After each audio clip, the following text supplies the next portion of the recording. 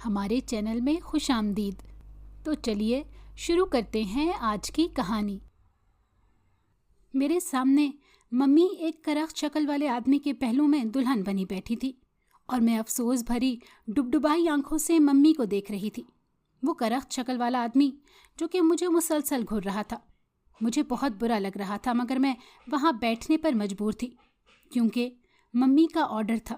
میری عمر اگرچہ 8 برس تھی، میں زیادہ بڑی نہیں تھی، مگر بابا کی وفات کے بعد حالات نے وقت سے پہلے آگاہی دے دی تھی۔ بابا کی وفات سے پہلے ہماری زندگی بہت اچھی، بہت پرسکون گزر رہی تھی۔ میرے بابا کوئی معمولی شخص نہیں تھے، ایک بہت بڑے بزنس مین تھے۔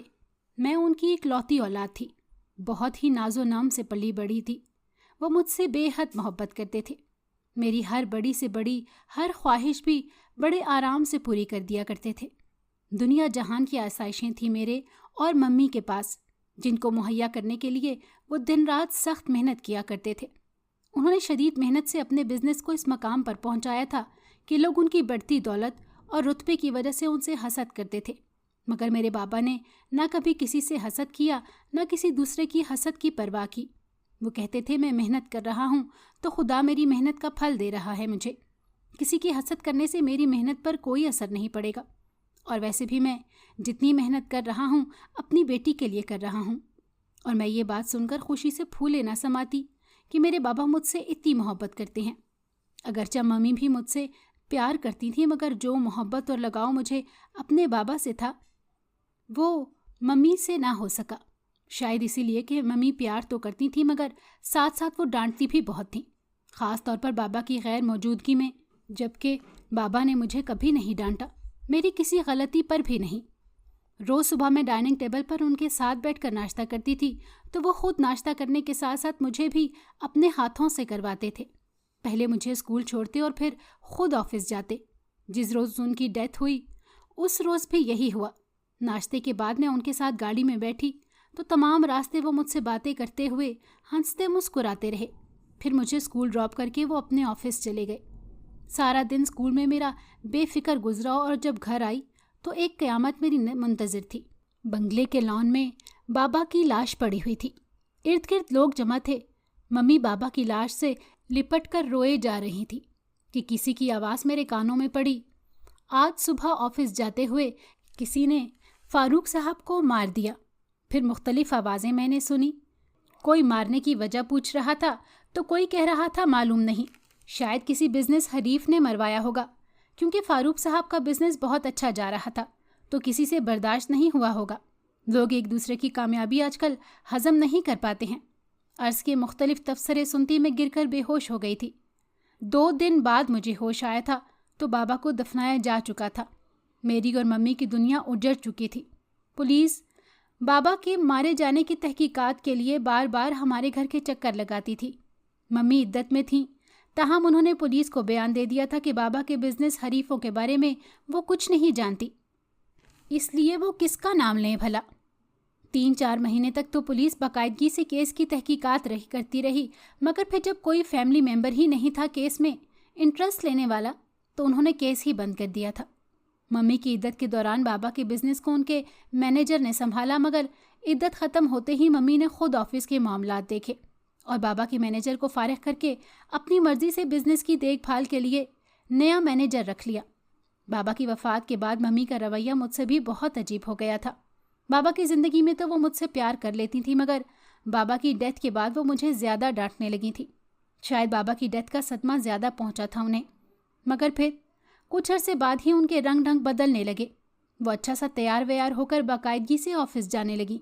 رات کو اکثر بہت لیٹ گھر آتی۔ میں جب بھی انہیں دیکھتی زیادہ تر وہ نئے مینیجر کے ساتھ ہی نظر آتی۔ وہ نیا مینیجر مجھے نہ جانے کیوں بہت برا لگتا تھا۔ وہ اکثر ہمارے گھر آتا تو مجھ سے پیار جتاتے ہوئے بات کرنے کی کوشش کرتا، مگر میں جواب نہ دیتی اور غصے سے اپنے کمرے میں چلی جاتی۔ میں نے کئی بار ممی سے کہا کہ وہ اسے گھر نہ بلایا کرے، مجھے وہ بالکل اچھے نہیں لگتے، مگر ممی مجھے ڈانٹ دیتی تھی۔ اسی لیے میں ممی سے ناراض رہنے لگی، مگر ممی کو میری ناراضگی کی پرواہ ہی کب تھی؟ وہ تو ہر وقت اسی آدمی کے ساتھ بزی رہتی تھی۔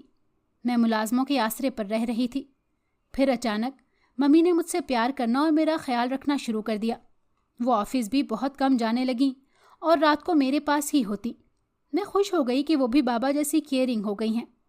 پہلے میں راتوں کو بابا کو یاد کر کے رویا کرتی تھی، مگر اب ممی کی اپنے پاس موجودگی مجھے سکون محسوس ہوتا تھا، مگر مجھے نہیں پتا تھا میرا یہ سکون عارضی ہے۔ ایک دن انہوں نے مجھے کہا کہ وہ مینیجر انکل سے شادی کر رہی ہیں۔ میں ممی کی بات سن کر ان سے ناراض ہو گئی اور منع کرنے لگی کہ وہ ان سے شادی نہیں کریں گی، مگر ممی پیار سے مجھے سمجھاتی رہیں کہ دیکھو بیٹا، ہم دونوں اکیلے ہیں، ہم محفوظ نہیں ہیں، میں نہ اپنی حفاظت کر سکتی ہوں اور نہ تمہاری، ہمارے ساتھ ایک مرد کا ہونا ضروری ہے جو ہمیں پروٹیکٹ کر سکے، اور دوسری اہم بات یہ کہ اتنا بڑا بزنس میں اکیلے نہیں سنبھال سکتی، مینیجر انکل کا ساتھ ہونا بہت ضروری ہے، اور اسی لیے میں ان سے شادی کر رہی ہوں تاکہ لوگ ہمارے ساتھ رہنے پر باتیں نہ بنا سکیں۔ عرض کی ممی نے مختلف دلائل سے میری نا کو ہاں میں بدلوا لیا، مگر میں دل سے راضی نہیں تھی۔ ممی سے نکاح ہوتے ہی وہ مینیجر مستقل طور پر ہمارے گھر شفٹ ہو گیا۔ یہاں آنے کے بعد انہوں نے بابا کے رکھے تمام ملازمین کو نکال دیا اور اپنی مرضی کے ملازمین رکھ لیے۔ مجھے بہت غصہ آیا۔ میں نے ممی سے بہت کہا کہ انہیں منع کریں، کیونکہ جب سے میں نے آنکھ کھولی تھی میں انہی ملازمین کو دیکھ رہی تھی۔ وہ سب بابا کے بہت وفادار ملازمین تھے، بابا انہیں فیملی ممبرز کی طرح سمجھتے تھے۔ مجھے بھی ان کی عادت ہو گئی تھی، اسی لیے جب میرے سوتیلے باپ نے انہیں گھر سے نکال کر اپنی مرضی کے نوکر رکھے تو مجھے بہت شدید غصہ آیا۔ ممی نے بھی میرے کہنے کے باوجود بھی نہ روکا انہیں، تو میں خود ان کے سامنے کھڑی ہو گئی اور انہیں کہا کہ وہ کون ہوتے ہیں میرے بابا کے رکھے گئے نوکروں کو گھر سے نکالنے والے۔ جواب میں انہوں نے مجھے تھپڑ مارا تھا، اور دکھ کی بات یہ تھی کہ ممی نے انہیں منع کرنے کے بجائے مجھے ڈانٹا تھا۔ مجھے تو بہت دکھ ہوا تھا۔ اپنے سوتیلے باپ سے تو مجھے نفرت ہو گئی تھی، اس کے بعد تو وہ بات بات پر مجھے ڈانٹنے لگے تھے۔ ایک دن کسی چھوٹی سی بات پر انہوں نے مجھے پھر تھپڑ مارا اور گھسیٹتے ہوئے گھر کے انیکسی میں لے جا کر ایک کمرے میں بند کر دیا۔ میں روتی رہی، چلاتی رہی، ممی کو آوازیں دیتی رہی، مگر ممی نے مجھے نہیں بچایا۔ میں اس اکیلے کمرے میں پڑی روتی رہتی، مگر ممی مجھے دیکھنے تک نہ آتی۔ صرف ایک ملازمہ آتی کھانا دینے، میں اس کی منتیں کرتی کہ وہ ممی کو بلا دے، انہیں کہے کہ وہ مجھے یہاں سے نکالیں، مگر ملازمہ میری بات سنی انسنی کر کے چلی جاتی۔ شروع میں کھانا نہیں کھاتی تھی، میں سارا ٹائم روتی رہتی۔ رات کو اکیلے میں بہت ڈر لگتا تھا تو میں چیخنے چلانے لگتی، مگر ممی میری چیخیں سن کر بھی کبھی نہیں آئی۔ ممی کو دیکھے 1 ماہ، پھر 2، 3، 8، 10 اور آخر کار سال بیت گیا۔ وہ میرے پاس ایک بار بھی نہیں آئی۔ پورا سال میں ان کے لیے روتی رہی، تڑپتی رہی، مگر وہ نہیں آئی۔ اندھیرے، تنہائی اور قید سے لڑتی رہی، مگر ممی بچانے نہیں آئیں۔ 1 سال انتظار کرنے کے بعد میری امید ختم ہو گئی تھی۔ رفتہ رفتہ میں نے قید تنہائی سے سمجھوتا کر لیا تھا اور ملازمہ سے کہنا چھوڑ دیا تھا کہ وہ ممی کو بلا دے یا ان تک میرا پیغام پہنچا دے کہ مجھے یہاں سے نکالیں۔ میں بالکل خاموش ہو گئی تھی۔ میرا کھانا، کپڑے، سب ملازمہ کے ذریعے مجھ تک پہنچ رہا تھا۔ میری تعلیم، اسکول، سہیلیوں، کھیلنا، سب 9 سال کی عمر میں ہی چھن گیا تھا۔ میں انیکسی کے ایک تاریک کمرے میں قید تھی۔ اپنے گھر کو دیکھے بھی سال گزر گیا تھا۔ اس کمرے میں بابا کی ایک کتابوں والی الماری تھی۔ سارا دن میں کتابیں پڑھتے گزارتی یا پھر بابا کو یاد کرتی، ان کے ساتھ گزرے وقت پر آنسو بہاتی رہتی۔ ایک کمرے کی قید میں رہتے رہتے میرا دم گھٹنے لگا تھا، مگر میں بے بس تھی۔ وقت گزرتا رہا اور 5 سال گزر گئے۔ میں 14 سال کی ہو گئی تھی اور ذہنی طور پر بالغ تو بہت پہلے ہی ہو چکی تھی۔ ان 5 سالوں میں کوئی دن ایسا نہیں گزرا تھا جب میں نے اس کھانا دینے والی ملازمہ کی منت نہ کی ہو کہ مجھے یہاں سے نکالو، کیونکہ اس بات کو تو میں تسلیم کر چکی تھی کہ میری ماں کبھی بھی مجھے یہاں سے نکالنے نہیں آئے گی۔ میری منتوں اور التجاؤں پر ملازمہ سنگ دلی سے مسکرا کر کہتی، کیا کروں بیبی، مجھے اتنی اچھی تنخواہ مل رہی ہے، اگر میں نے تمہیں یہاں سے نکال دیا تو نوکری سے ہاتھ دھو بیٹھوں گی، چپ چاپ یہاں رہو، جو کچھ چاہے ہو یہیں ملے گا۔ اور پھر آہستہ آہستہ میں خاموش ہو گئی، کیونکہ میری طبیعت خراب رہنے لگی تھی۔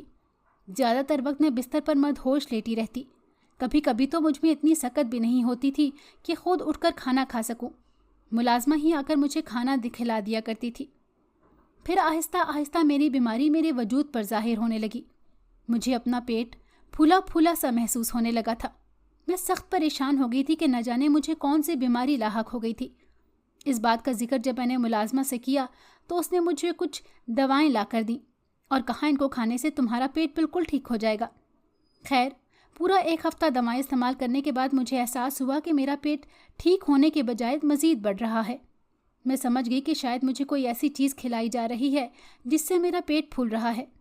मैंने दवाएं खाना बंद कर दी, मगर फिर भी कोई फ़र्क नहीं पड़ा। शायद मुझे खाने में ही कुछ खिलाया जा रहा था। इन सब का मकसद यकीनन मेरी मौत ही होगा। मगर एक बात मुझे समझ नहीं आ रही थी कि अगर मेरे सौतेले बाप का मकसद मुझे जान से मारना ही है, तो इतने सालों से उसने मुझे ज़िंदा क्यों रखा था? वो चाहते तो मुझे एक पल में ख़त्म कर सकते हैं, फिर वो इतना आहिस्ता आहिस्ता क्यों ख़त्म कर रहे हैं? शायद उसकी भी कोई वजह होगी। वक्त गुजरता रहा। मैं 17 साल की हो चुकी थी। जब मुझे कैद में डाला गया था तब मैं सिर्फ 8 साल की थी और अब 17 साल की हो चुकी थी। कैद के 9 सालों में मम्मी ने एक बार भी मेरे पास नहीं आई थी, मगर मेरा सौतेला बाप कई बार आया। हर बार मुझे देखकर उसके चेहरे पर फातिहाना मुस्कुराहट और आंखों में नफरत होती थी, जैसे वो किसी चीज़ का इंतकाम ले रहा हो मुझसे। मैंने उनसे जब भी सवाल किया कि मुझे क्यों कैद किया हुआ है, तो जवाब मिलता तुम्हारे बाप की रूह को तड़पाने के लिए। मुझे समझ नहीं आता था कि मेरे बाबा उस शख्स को इतनी नफरत क्यों थी। हालांकि उनके मरने के बाद उनकी बीवी को हासिल करके, उनके बिजनेस का मालिक बनकर उनकी दौलत पर ऐश कर रहा था। एक दिन मैं अपने भूले हुए पेट को पकड़े बैठी रो रही थी क्योंकि मुझे दर्द महसूस हो रहा था। अचानक एक ख्याल से मेरे रोंगटे खड़े हो गए। हो सकता है कि मेरे पेट का फूलना कोई बीमारी ना हो, बल्कि मेरा सौतेला बाप मुझे नशा देकर मेरे साथ। इसी सोच के आते ही मेरा सांस रुकने लगा और मैं बेतहाशा रोने लगी, मगर मुझे कुछ समझ नहीं आ रहा था। हो सकता था कि मेरा ख्याल गलत हो, और ये भी हो सकता था कि मेरा ख्याल गलत ना हो। उस दिन मैं बहुत रोई और अल्लाह से बार बार दुआ करती रही कि या तो वो मुझे इस कैद से निजात दिला दे या फिर इस ज़िंदगी से। एक दिन मैं बिस्तर पर पड़ी रो रही थी कि मुलाजमा मेरे पास आकर बैठ गई और दिलासा देने लगी। इन 17 साल 11 महीनों में ऐसा पहली बार हुआ था कि मुलाजमा मेरी तकलीफ़ पर खामोश रहने या मुस्कुराने की बजाय दिलासा दे रही थी। मैं रोना भूलकर हक्का बक्का उसे देखती रही। उसके बाद मुझे महसूस होने लगा जैसा मुलाजमा को मुझसे हमदर्दी होने लगी हो। वो मेरा ख्याल रखने लगी थी। पहले वो सिर्फ खाना देने आती थी, मगर अब वो दिन और रात में कई चक्कर लगाती और पूछती तकलीफ़ तो नहीं पेट में। उसने मुझे एक बार फिर दवा दी और कहा इसको खाने से तुम्हारे पेट का दर्द ख़त्म हो जाएगा, मगर मैंने वो दवा इस्तेमाल नहीं की क्योंकि मुझे उस पर अब भरोसा नहीं था। पेट का दर्द बर्दाश्त करती रही क्योंकि मुझे अब ज़िंदा रहने की ना ख्वाहिश थी और ना ही दिलचस्पी। मैं बस इस कैद तन्हाई और तकलीफ़ से हमेशा हमेशा के लिए निजात चाहती थी, और इन सबसे निजात का रास्ता सिर्फ मौत ही था। इसीलिए अब मुझे मुलाजमा के ख्याल रखने या हमदर्दी करने से कोई फ़र्क नहीं पड़ता था। मैं बिस्तर पर लेटी अपने मरने की घड़ियाँ गिनती रहती। एक रात जब मुलाजमा खाना लेकर आई तो अचानक मेरे पैरों में सर रख कर रोने लगी। मैं हैरान रह गई जब उसने हाथ जोड़ते हुए अचानक कहा कि छोटी बीवी, मुझे माफ़ कर दो। मैं पैसे के लालच में अंधी होकर आप पर जुल्म करने वालों का साथ देती रही, मगर कुदरत ने मुझे इसकी सज़ा दे दी। आपकी ही उम्र की मेरी बेटी मुझसे छीन ली। बेटी की मौत के बाद मुझे आपकी तकलीफ़ का एहसास हुआ कि आप भी तो मेरी बेटी की ही हम उम्र हैं। अगर मैं पैसे के लालच में आप पर जुल्म में हिस्सेदार ना बनती तो शायद मेरी बेटी ना मरती। मैं अपने गुनाह का कफ़ारा अदा करना चाहती हूँ। मैं आपको यहाँ से निकलवाना चाहती हूँ क्योंकि ये लोग बहुत जालिम हैं। आपको नहीं छोड़ेंगे। मैं दरवाज़ा खोल रही हूँ, यहाँ से भाग जाओ वरना क़यामत टूट पड़ेगी तुम पर। मैंने चुपचाप मुलाजमा की बात सुनी और फिर सुकून से कहा, मैं तो वैसे भी मरने वाली हूँ, फिर क्या फ़र्क पड़ता है कि खुद या मरूँ या मुझ पर कोई क़यामत ढाई जाए। मैं बस यहीं रहूँगी। मुलाजमा इसरार करती रही और वास्ते देती रही कि खुदा के लिए भाग जाओ यहाँ से, वरना मैं सुकून से नहीं मर सकूँगी। मुझे कब्र में अजाब होगा। मुझ पर रहम खाओ। तुम्हें दुनिया की रंगीनियाँ देखने का हक है। तुम्हारे सगे बाप की दौलत पर तुम्हारा सौतेला बाप और उसके बच्चे ऐश कर रहे हैं। और मैं शॉक्ड हो गई ये बात सुनकर कि मम्मी की और बच्चे भी हो चुके। तभी तो उन्हें मेरी याद कभी नहीं आई। मुलाजमा मेरी बहुत मिन्नतें करती रही। फिर यकायक मेरे दिमाग में नफ़रत की लहर दौड़ गई, ये सोच कर कि दौलत मेरे बाबा की और ऐश उस पर वो लोग करें। नहीं, मैं ऐसा नहीं होने दूंगी। मैं यहाँ सिसक सिसक कर अपनी मौत का इंतज़ार नहीं कर सकती। मुझे बाहर जाना होगा। उन सब को रुलाना होगा जिन्होंने 18 साल तक मुझे रुलाया। फिर मुलाजमा की मदद से मैं इस कैद से आज़ाद हो गई। घर से निकलने से पहले मैं बंगले की इस साइड पर गई जहाँ मम्मी अपने हस्बैंड और बच्चों के साथ मज़े से रह रही थी। पूरे 18 साल बाद दरवाजे की जाली से छुपकर मैंने अपनी माँ को देखा। चमकती दमकती साड़ी, मेकअप, पहले से भी ज़्यादा सेहतमंद, चेहरे पर खुशहाली, ज़िंदगी की तमाम तर रौनक, साथ में उनका मकरूह चेहरे वाला शौहर और वहाँ आपस में खेलते 3 सेहतमंद बच्चे। 18 साल बाद मम्मी की शक्ल देखिए, आवाज़ सुनी और एक रात से भी पर्दा हटा। मैं लड़खड़ाते कदमों से मुलाजमा के साथ बंगले के अकबी दरवाजे से निकली थी, ये सोचते हुए कि काश इस राज का अगर 18 साल पहले ही मुझे पता चल गया होता तो ना इतने आंसू बहाए होते और ना इतनी तकलीफ़ उठाई होती। मुलाजमा मुझे बस में बिठाकर काफ़ी दूर आगे एक रोड पर छोड़कर वापस चली गई थी और कहा कि पुलिस स्टेशन चली जाओ, मैं इससे ज़्यादा तुम्हारी मदद नहीं कर सकती। मुझे ख़ुद भी यहाँ से फ़रार होना है, क्योंकि तुम्हारे फ़रार होने का जानकर तुम्हारे साथ साथ वो लोग मुझे भी ढूंढेंगे। मैं सड़क पर बेध्यानी में चली जा रही थी कि एक रोड किनारे खड़े के सब्ज़ी के ठेले से टकरा गई। जब होश आया तो किसी के घर में थी। एक बूढ़े और बूढ़ी का चेहरा नजर आया जो बार बार मुझसे पूछ रहे थे कि तुम ठीक हो या नहीं, मगर मैं जवाब देने की हालत में नहीं थी। मेरा जहन 18 साल में कैद में रहने के बाद मुंजमद हो गया था। बाहर आकर मुझसे ना बोला जा रहा था और ना सोचा। मैं चुपचाप चारपाई पर लेटी खलाओं में घूरती रहती। वो बूढ़ा और बूढ़ी मेरा बहुत ख्याल रखते, मुझे खाना खिलाते, बातें करने की कोशिश करते, डॉक्टर से मेरा इलाज भी करवा रहे थे। रफ्ता रफ्ता मुझ में बेहतरी आती गई और 1 महीने के इलाज में मैं सही तौर पर बोलने और सोचने के काबिल हो गई थी। जब उन्होंने मुझसे मेरे घर वालों का पूछा तो मैंने उस बूढ़े और इसकी बीवी को अपने साथ पेश आए सारे हालात बता दिए। मेरे हालात सुनकर वो बूढ़ा पहले तो शॉक्ड हुआ, फिर रोने और मेरा सर चूमने लगा। मैं बहुत हैरान हुई। फिर उसने मुझे बताया कि वो मेरे बाबा की ज़िंदगी में हमारे घर माली काम करता था। मेरे जहन पर जोर दिया तो मुझे वो माली बाबा याद आ गए जो हमारे गार्डन की देखभाल किया करते थे, और मैं वहीं गार्डन में जब खेलने जाती तो उनको बहुत तंग करती थी, मगर वो मुझसे बहुत प्यार से पेश आते। उनको भी बाबा की डेथ के बाद मेरे सौतेले बाप ने निकाल दिया था और उस वक्त मुझे माली बाबा के जाने का बहुत दुख भी हुआ था। तब माली बाबा 40-45 के थे, मगर अब तो वो खासे बूढ़े हो चुके थे, मुझे पहचाने भी नहीं जा रहे थे। मैं उनके गले रख कर रोने लगी। वो भी रोते रहे और बाबा की तारीफ़ करते रहे कि तुम्हारे बाबा बहुत अच्छे इंसान थे, तमाम मुलाजमों का ख्याल रखते, उन्हें अपने घर के फ़र्द की हैसियत देते थे, न जाने कि जालिम ने उनकी जान ली थी। ये सब कहने के साथ साथ शदीद पछतावे और अफसोस का इजहार भी करते रहे कि काश मैंने जो खबर सुनी थी कि तुम्हें कहीं बोर्डिंग स्कूल में भेज दिया गया है, उस पर यकीन न किया होता। किसी तरह घर के अंदर झांकने की कोशिश की होती तो शायद तुम इन हालात से न गुजरती।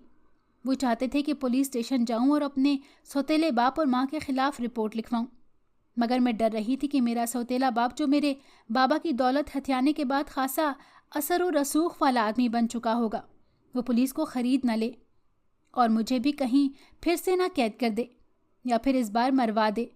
मगर बूढ़े माली बाबा ने कहा उनका एक भांजा पुलिस में सब इंस्पेक्टर है, वो अपने बड़े साहब की बहुत तारीफ़ करता है और कहता है कि वो बहुत ही ईमानदार शख्स है। कोई भी जालिम चाहे जितना भी ताकत वाला हो, वो उसके आगे नहीं झुकता। मैं अपने भांजे से बात करता हूँ, वो अपने बड़े साहब के ज़रिए तुम्हें ज़रूर इंसाफ दिलाएगा।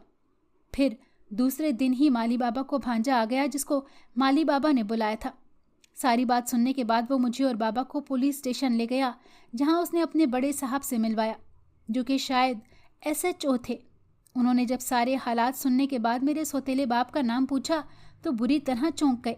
मेरी शिकायत पर ना सिर्फ रिपोर्ट लिखकर तसल्ली दी, बल्कि एक पुलिस पार्टी भेजकर चंद घंटों में मेरे सौतेले बाप और माँ को गिरफ्तार कर लिया गया।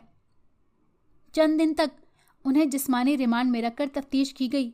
फिर जो हकीकत सामने आई उसे सुनकर मेरे पैरों तले से ज़मीन निकल गई। आज से तकरीबन 25 साल पहले मेरे बाबा, मम्मी और मम्मी की बहन एक ही यूनिवर्सिटी में पढ़ते थे। बाबा अपने डिपार्टमेंट के लायक और काबिल तरीन स्टूडेंट माने जाते थे, मगर डिपार्टमेंट में बाबा का एक मुखालिफ भी था जो ना सिर्फ मेरे बाबा की काबिलियत से जलता था बल्कि उनकी वजाहत से भी खार खाता था, क्योंकि बाबा के लायक होने की वजह से लड़कियों में उन्हें खासी अहमियत तो हासिल थी ही, मगर उसके साथ साथ उनकी सहर अंगेज पर्सनैलिटी से भी लड़कियां खूब मुतासिर होती थीं। और ये बात बाबा की उस हरीफ से बर्दाश्त नहीं होती थी। बाबा के इमेज ख़राब करने की उसने बहुत कोशिश की, मगर कामयाब नहीं हो सका था। फिर मेरी मम्मी, जो कि बाबा से इम्प्रेस थीं, उनसे मोहब्बत करती थी। अचानक बाबा को भी उनसे मोहब्बत हो गई और दोनों यूनिवर्सिटी में ज़्यादा वक्त साथ साथ रहने लगे। تو پوری یونیورسٹی کو ان کی محبت کا پتہ چل گیا۔ کئی حاسد لوگ بھی تھے جو کہ حسد کا شکار ہوئے۔ ان میں سرِ فہرست بابا کا وہی مخالف لڑکا تھا۔ وہ تو یہ سب دیکھ کر اور سن کر پاگل ہو گیا، کیونکہ وہ بھی ممی کو پسند کرتا تھا، مگر ممی کو اس میں کوئی انٹرسٹ نہیں تھا۔ کئی بار اس نے یونی میں ممی کو روک کر تنگ کرنے کی کوشش کی تو نتیجتاً بابا کی اس سے ہر بار لڑائی ہوئی۔ ممی پریشان رہنے لگی تھیں کیونکہ وہ شخص ممی کو دھمکیاں دیتا تھا۔ میرے بابا کا تعلق ایک امیر گھرانے سے تھا، جبکہ وہ شخص ایک عام فیملی سے تعلق رکھتا تھا، اسی لیے بابا اس کی دھمکیوں کو سیریس نہیں لیتے تھے۔ مگر ایک بار سچ میں اس نے ممی کو اغوا کرنے کی کوشش کی تو بہت بڑا مسئلہ بنا۔ بابا نے نہ صرف موقع پر پہنچ کر ممی کو بچا لیا بلکہ اس شخص کو پیٹ کر جیل بھی بھجوا دیا۔ ممی اس واقعے کے بعد بہت ڈر گئی تھی، اسی لیے انہیں تحفظ دینے کی خاطر بابا نے ان سے فوراً شادی کر لی تھی۔ شادی کے بعد ممی نے اپنی مرضی سے پڑھائی چھوڑ دی، مگر میری خالہ یونیورسٹی جاتی رہیں۔ بابا اپنی ایجوکیشن مکمل کر کے دادا کا بزنس سنبھال چکے تھے۔ ایک دن اسی لڑکے کے والدین میرے بابا کے پاس آ کر ان کے پیروں میں گر گئے اور منتیں کرنے لگے کہ ان کے بیٹے کو معاف کر کے جیل سے رہا کروا دے، کیونکہ وہ ان کا اکلوتا بیٹا ہے۔ ویسے تو بابا کبھی نہ مانتے، مگر اس بوڑھے باپ اور ماں کو دیکھ کر نرم پڑ گئے اور بالآخر 5 ماہ بعد اپنے حریف کو رہائی دلوائی۔ رہا ہونے کے بعد اس نے بابا سے نہ صرف معافی مانگی بلکہ منت بھی کی کہ وہ یونیورسٹی انتظامیہ سے بات کر کے انہیں پڑھنے کی اجازت دلوائیں۔ وہ وعدہ کرتا ہے کہ اب وہ ایک اچھا شریف اسٹوڈنٹ بن کر رہے گا۔ نہ صرف اس نے بلکہ اس کے ماں باپ نے بھی منت کی تو بابا ایک بار پھر نرم پڑ گئے اور یونی انتظامیہ سے بات کر کے اسے پڑھنے کی اجازت دلوائی۔ اس کے بعد بابا اپنے بزنس میں مصروف ہو گئے۔ انہیں اس بات کی خبر نہ ہو سکی کہ اس شخص نے میری خالہ کو اپنی محبت کے جال میں پھنسا لیا تھا، اور جب پتہ چلا تو بہت دیر ہو چکی تھی۔ خالہ، جن کو بابا اپنی ذمہ داری سمجھتے تھے، وہ پوری طرح سے اس کے جال میں پھنس چکی تھی۔ بابا نے تحقیقات کروائیں تو پتہ چلا کہ اس شخص نے صرف بابا سے انتقام لینے کی خاطر میری خالہ کو جھوٹی محبت کے جال میں پھنسایا تھا۔ بابا نے اور ممی نے خالہ کو سمجھانے کی بہت کوشش کی، مگر وہ ماننا تو دور کچھ سننے تک بھی تیار نہیں تھی۔ انہوں نے بابا کو دھمکی دی تھی کہ اگر ان کے محبوب کو نقصان پہنچا تو وہ خودکشی کر لیں گی۔ انہیں دنوں میں بھی اس دنیا میں آنے والی تھی۔ پھر جس دن میں نے اس دنیا میں آنکھ کھولی اس دن ممی نے آنکھیں بند کر لی۔ ممی کے جانے کے بعد بابا خالہ والے مسئلے کو بھول کر مکمل طور پر میری طرف متوجہ ہو گئے تھے، مگر عجیب بات یہ تھی کہ خالہ نے بھی اس شخص کا نام لینا چھوڑ دیا تھا۔ وہ نانا کے ساتھ ہمارے ہی گھر شفٹ ہو گئی تھی۔ میں جب 6 ماہ کی تھی تو خالہ کی رضامندی سے ان کا نکاح بابا سے کر دیا گیا۔ نہ جانے خالہ کیسے رضامند ہو گئی تھی۔ یہ بات بابا کے لیے حیران کن تھی، مگر پھر بعد میں انہیں پتہ چلا کہ خالہ کا دراصل اس شخص سے تعلق ختم ہو گیا تھا، کیونکہ خالہ نے ایک یونیورسٹی میں اسے رنگے ہاتھوں کسی لڑکی کے ساتھ پکڑا تھا۔ بابا اور نانا نے شکر ادا کیا کہ چلو کسی نقصان سے پہلے ہی خالہ کو اس شخص کی اصلیت معلوم ہو گئی اور خالہ بچ گئیں، مگر یہ ان کی خام خیالی تھی۔ جب میں 6 سال کی ہوئی تب تک دادا دادی اور نانا اللہ کو پیارے ہو چکے تھے۔ گھر میں صرف میں، بابا اور خالہ، جن کو میں اپنی سگی ماں سمجھتی تھی، وہ تھے۔ نہ جانے جیسے خالہ کا اس شخص کے ساتھ پھر سے تعلق استوار ہو گیا، جو کہ بابا کی موجودگی میں 2 سال تک چھپ چھپا کر چلتا رہا اور بابا اتنے بے خبر رہے کہ جان ہی نہ پائے۔ دراصل خالہ اور وہ شخص ایک دوسرے کو پانا تو چاہتے تھے، مگر ساتھ میں انہیں آسائشوں بھری زندگی بھی چاہیے تھی، جس کے لیے وہ بابا کی دولت ہتھیانا چاہتے تھے، اور اس کے لیے وہ 2 سالوں سے منصوبہ بندی کر رہے تھے۔ بالآخر ایک دن انہوں نے بابا کو جان سے مارنے کا فیصلہ کر لیا۔ جب انہیں یہ پتہ چلا کہ بابا نہ صرف ان کے تعلق سے واقف ہو گئے ہیں بلکہ انہوں نے اپنی تمام کی تمام دولت بھی اپنی بیٹی یعنی میرے نام کر دی ہے۔ انہوں نے وصیت میں یہ لکھا کہ اگر مجھے طبعی موت آتی ہے تو میرے بعد یہ دولت ممی یعنی خالہ کی ہو سکتی، اگر مجھے قتل کیا جاتا ہے تو میرے بعد یہ تمام دولت ایدھی فاؤنڈیشن والوں کو ملے گی۔ اس دولت کو پانے کے لیے بابا کا زندہ رہنا ان کے نزدیک ضروری نہیں تھا، اسی لیے ایک دن کرائے کے قاتلوں سے انہوں نے نہ صرف بابا کو ختم کروا دیا بلکہ شادی کر کے ان کا بزنس ہاتھ میں لینے کے ساتھ ساتھ مجھے بھی قید میں ڈال دیا، جہاں 18 سال تک انہوں نے مجھے رکھا، اور اس دوران وہ مجھے کھانے میں ایسی دوائی دیتے رہے جسے میں پیٹ کی بیماری میں مبتلا ہو کر دھیرے دھیرے ختم ہوتی جاتی، اور میری موت کو طبعی ظاہر کر کے میری جائیداد وہ اپنے نام کروا لیتے۔ مجھے قید میں رکھ کر وہ لوگوں کو کہتے رہے کہ تعلیم کے لیے مجھے لندن کے کسی بورڈنگ اسکول میں داخل کروا دیا گیا ہے، جہاں 18 سال کی ہو کر لوٹوں گی اور جب 18 سال بعد مجھے قید سے نکالتے تو اس دوائی کا اثر مجھ پر مکمل طرح سے ہو چکا ہوتا اور پھر چند دن زندہ رہ کر مر جاتی تو وہ لوگوں سے کہتے لندن سے آنے کے بعد اچانک طبیعت خراب ہوئی اور ڈیتھ ہو گئی، مگر میں بچ گئی کیونکہ نوکرانی کچھ عرصہ تو مجھے وہ دوائی کھلاتی رہی تھی، مگر جب اس کی اپنی بیٹی بیمار ہوئی تو اس کو مجھ پر ترس آیا اور اس نے وہ دوائی کھلانا بند کر دیا، مگر میرے سوتیلے باپ اور ماں کے سامنے یہی ظاہر کرتی رہی کہ وہ مجھے کھلا رہی ہے۔ اپنے جرم کا اعتراف میرے سوتیلے ماں باپ نے خود اپنے منہ سے بھری عدالت میں کیا، نہ صرف بابا کے قتل کا اعتراف بلکہ مجھے 18 سال تک قید میں رکھنے، مارنے کی کوشش کرنے اور دولت استعمال کرنے کا بھی کیا۔ عدالت نے ثبوتوں کی روشنی میں انہیں قتل کے جرم میں پھانسی کی سزا سنائی۔ میں واپس اپنے گھر آ چکی تھی۔ بابا کے پرانے وفادار بزنس مینیجر کو میں نے بلا لیا تھا، جو نہایت ایمانداری سے سب معاملات سنبھالنے کے ساتھ ساتھ مجھے بھی بزنس سکھا رہا تھا، اور ان سب میں جس شخص نے میرا بہت ساتھ دیا وہ تھا DSP مظہر علی، مالی بابا کے بھانجے کا بڑا صاحب، وہ ایماندار آفیسر جس کی وجہ سے مجھے انصاف ملا۔ دراصل وہ بھی میرا شناسا نکلا، میری ایک بہت ہی فیوریٹ ٹیچر کا بیٹا۔ اپنی فیوریٹ ٹیچر کی میں فیوریٹ اسٹوڈنٹ بھی تھی، اور جب میں ان کے گھر جاتی تو مظہر، جو اس وقت 13 سال کا تھا، میری اس سے بات چیت ہو جایا کرتی تھی۔ پھر کچھ عرصے بعد ہم دونوں نے شادی کر لی۔